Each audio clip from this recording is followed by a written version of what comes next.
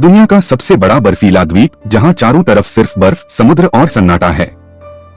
आज वही जगह अमेरिका, रूस और चीन के बीच सबसे बड़ा रणनीतिक युद्ध क्षेत्र बन चुकी है। इस जगह का नाम है ग्रीनलैंड।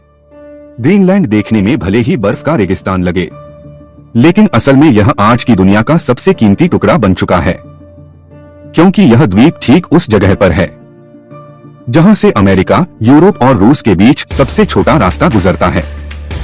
यही वजह है कि यहां से मिसाइलें ट्रैक की जाती हैं, पनडुब्बियों पर नजर रखी जाती है और पूरे आर्कटिक इलाके को कंट्रोल किया जाता है। ग्रीनलैंड के पास से गुजरने वाला रास्ता ड्यूक गैप कहलाता है, यानी ग्रीनलैंड, आइसलैंड और यूके के बीच का समुद्री रास्ता।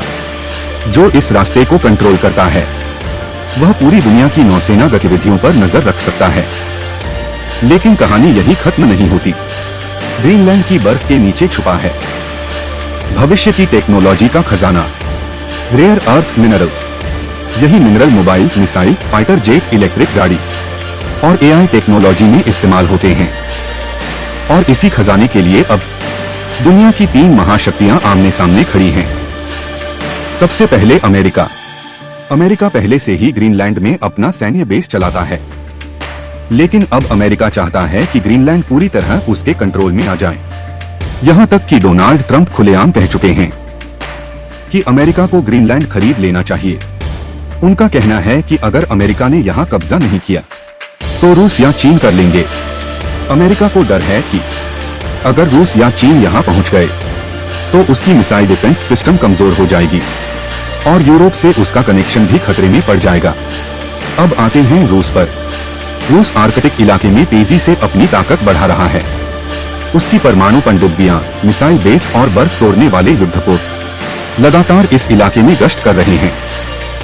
रूस के लिए आर्कटिक सिर्फ सुरक्षा का मामला नहीं है, बल्कि तेल, गैस और नए समुद्री रास्तों का रास्ता भी है। रूस चाहता है कि अमेरिका और नाटो का दबदबा इस इलाके में कमजोर किया जाए। और अब एंट्री होती है चीन की। चीन खुद को नियर आर्कटिक नेशन कहता है। वह ग्रीनलैंड के मिनरल प्रोजेक्ट्स में निवेश कर चुका है और पोलर सिल्क रोड बनाना चाहता है। चीन जानता है कि भविष्य की लड़ाई हथियारों से ज्यादा टेक्नोलॉजी और मिनरल्स पर लड़ी जाएगी और ग्रीनलैंड इन दोनों की चाबी है। यही वजह है कि अमेरिका को सबसे ज्यादा डर रूस और चीन की दोस्ती से लगता है। अगर ये दोनों मिलकर ग्रीनलैंड के आसपास पहुंच गए तो अमेरिका और यूरोप की सुरक्षा सीधे खतरे में पड़ जाएगी। लेकिन ग्रीनलैंड खुद क्या चाहता है?